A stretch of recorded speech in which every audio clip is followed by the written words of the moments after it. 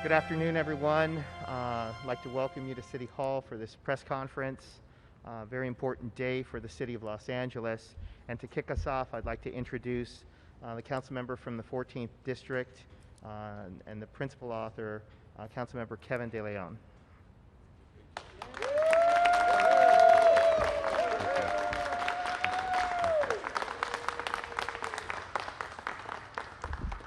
Thank you so very much, Pete.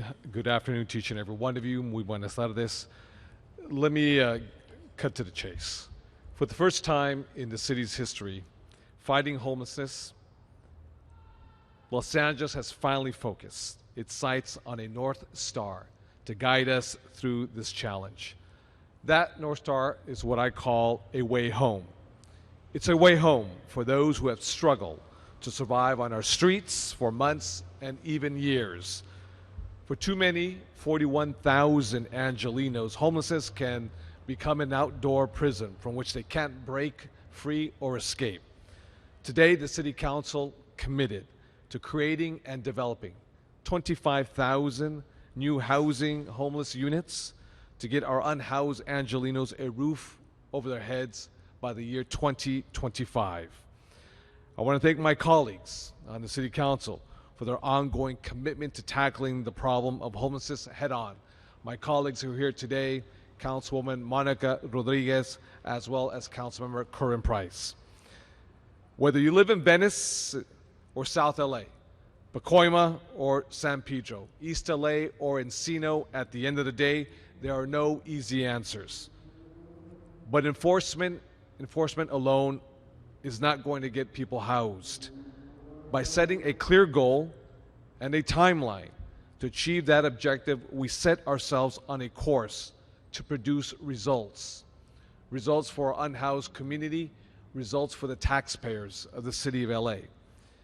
Make no mistakes, for any critics out there, permanent housing and temporary non-congregate housing is our overall objective. We cannot continue to confine our residents, our constituents, to the streets.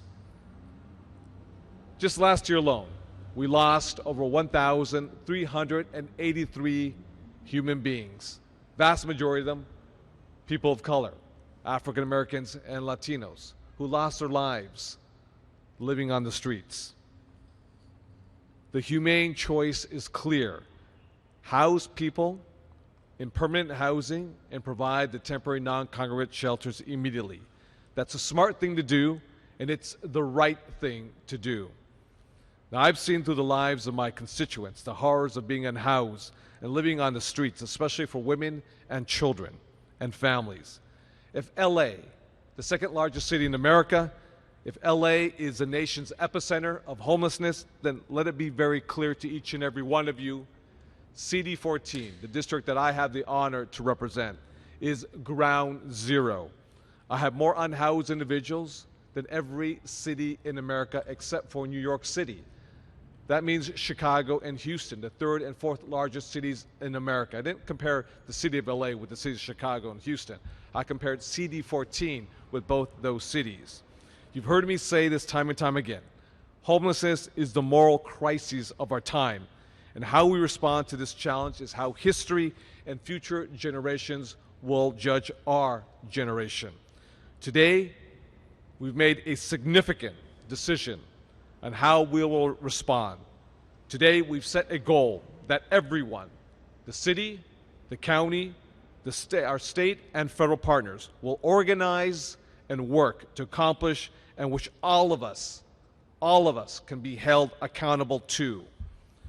Our goal, 25 by 25, gives us the flexibility we need to create housing opportunities that deliver the most units for the best costs available. And taxpayers deserve accountability and results for the money that they spend. The magnitude of our homeless crisis in LA demands we deliver innovation and big ideas that produce big results. The time for studying the crisis and hearing from experts is over. In fact, we've studied so much, all of us should have PhDs on the issue of homelessness. Now is the time for action and delivering tangible results. Now is the time to house our unhoused neighbors and give them a chance to regain their lives. Again, let me just emphasize, I want to give a very special thank you to my colleagues who are present here today, to my colleagues around the around the horseshoe, I should say, and to our President of City Council, Madam Chair, Madam President Nuri Martinez. This measure goes forthwith, which means it lands on the desk by today of our Mayor Eric Garcetti. It is my hope that he will lead us into the future by signing this very historic piece of legislation as we move forward to tackle the crisis that leaves an indelible mark of shame on every Angeleno. Next, I have the pleasure of introducing a councilwoman who has been in the trenches day in and day out, doing everything within her power to make sure that she houses the Angelenos that reside in her district in the great San Fernando Valley. Let's give it up for Councilwoman Monica Rodriguez. Monica.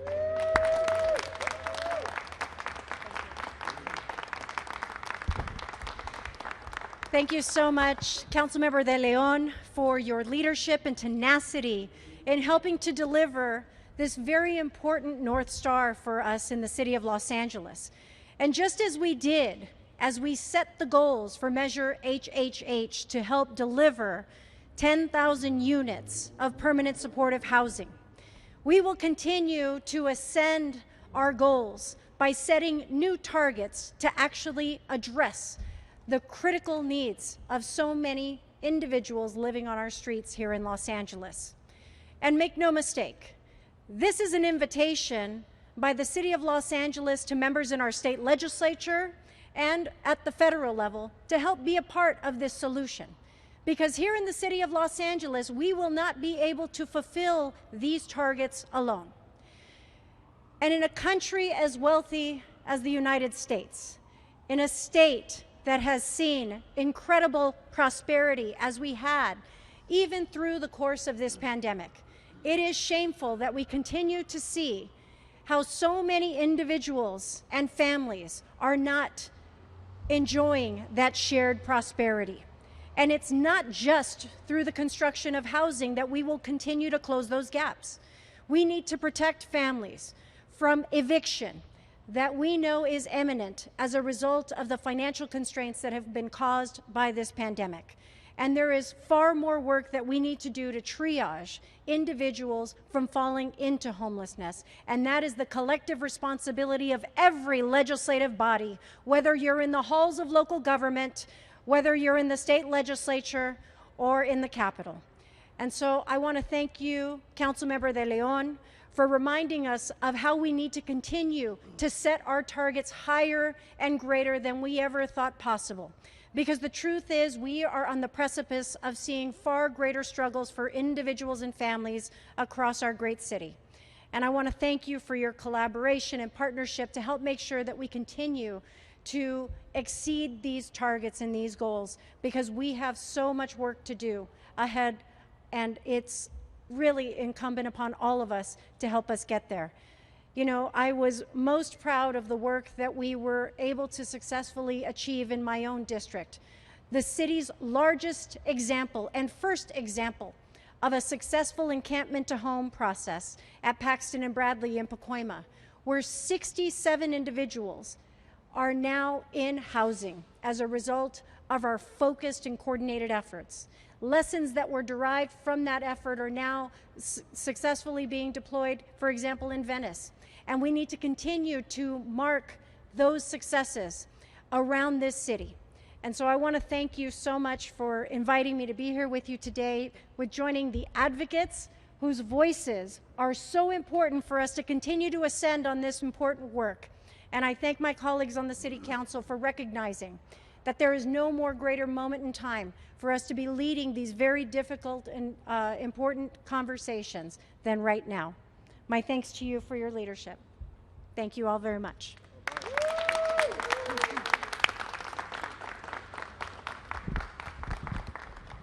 Thank you very much, Councilwoman Monica Rodriguez, for your very, very powerful words and your steadfast commitment to those who are the most vulnerable in San Fernando Valley.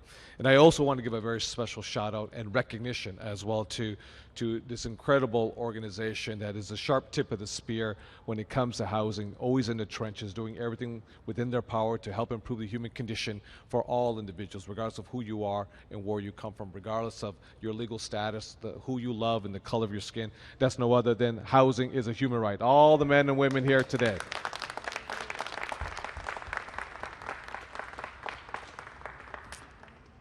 Our next speaker will be a city council member, former assembly member, former state senator, my colleague in the state legislature, and now my colleague around the horseshoe. If I have the district that is ground zero for the largest number of unhoused individuals, both in the city of LA, as well as the state of California and the nation, except for New York City, then this next council member, our next speaker, has the second largest number of unhoused individuals. We are neighbors next to each other. Our districts, CD1, I should say CD14, as well as CD9. He has been committed to housing our unhoused community members. Let's get up for Councilmember Curren Price. Councilmember Curren Price.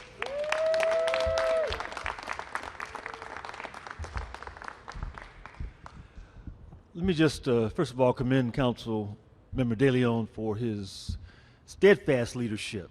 You know, not just here in the city, but certainly at the state level. He's been a long-time advocate and proponent for housing and the importance of housing. And I'm especially honored to join my colleague Monica Rodriguez, who has a similar commitment and who has demonstrated by actions in her district that it is possible to take our homeless neighbors off the streets and get them housed. You know, no matter how the condition of homelessness has come into someone's life, falling on hard times, coping with trauma, mental issues, substance abuse issues, homelessness is multifaceted. It's multifaceted. Living on the streets is not a safe place for anyone to lay their heads at any time. And trying to rest in a makeshift shelter without access to plumbing or water or heating or basic necessities is really, or services, is cruel and inhumane, and we just have to do a better job. This should not be acceptable any place around our city, not across from City Hall, not down the street, not around the corner, not across town. It should not be, and we just have to do better. As Councilman De Leon pointed out, my district has the second largest group of homeless neighbors, almost 4,900. And we continue to try to find the combinations of solutions that we need to help solve the problem. But 4,900 people homeless, that's just unacceptable. There are almost 500 along the 110 freeway in my district, from Adams all the way down to Manchester. 500 people living on the over ramps, under the ramps, and it's just not acceptable. We're doing all we can in CD9 to address this issue. In fact, I've got about 2,600 units of affordable and homeless housing in the pipeline. It's going to be coming online end of next year. We're doing rapid rehousing. We've got 2 safe parking spots. We are seeking all creative solutions possible to address the problem. But we got to do more, and we got to do it quicker. The plan before us today sets a clear pathway to stability, security, and dignity. And all 3 of them are so very, very important. This is our promise to our veterans, to our seniors, victims of domestic violence, our transitional age youth, and anyone else suffering from the conditions of homelessness. We want to get you housed.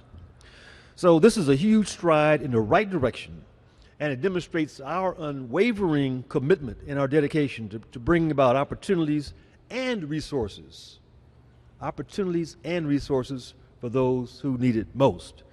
So I'm happy to join with my colleagues, happy to join with our community advocates in support of Housing for All, and just want to continue the commitment, continue the efforts, continue the actions we have to eliminate this problem from our community.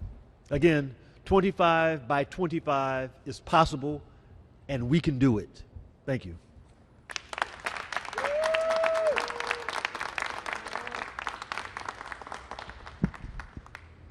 Nomás antes que las preguntas y las respuestas, quisiera compartir algunas palabras muy breves en español. Antes que nada, señora concejal Mónica Rodríguez, señor concejal Curren Price, me honras con su presencia hoy día. Hoy día alzamos nuestra voz en victoria porque logramos algo que es histórico para la ciudad de Los Ángeles. Hoy día hemos aprobado una medida, un acuerdo, un compromiso con nuestros constituyentes en la ciudad de Los Ángeles de construir 25,000 unidades de viviendas por el año 2025. Que quede muy claro, la ciudad de Los Ángeles es el epicentro de desamparados a lo largo y ancho de nuestro gran país, con más de 41,000 personas viviendo en nuestras calles, parques, callejones, en los parques, en las banquetas, en sus coches. Esto nos deja una mancha negra. La segunda ciudad más grande en nuestro país y una de las ciudades más ricas del mundo, de nuestro planeta.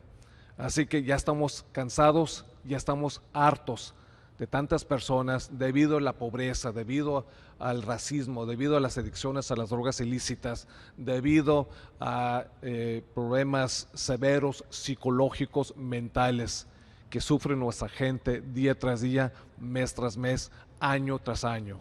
Hoy día hemos establecido, y ojalá en el futuro no muy lejano, que nuestra propuesta recibirá la firma de nuestro presidente municipal de la ciudad de Los Ángeles, Eric Garcetti, una aprobación, un paso gigantesco hacia adelante. Que quede muy claro, para enfatizar y subrayar lo siguiente: 25,000 unidades de viviendas de bajos recursos para nuestra gente trabajadora aquí, que son indigentes, desamparados, aquellos que sufren aquí en la ciudad de Los Ángeles. Es un día histórico, es un paso hacia adelante gigantesco, y se puede decir que, compañeros y compañeras, que hoy día se logró algo que es nuestro, ¿sí o no? Sí. Así es, compañeros, así es. Así que muchas gracias.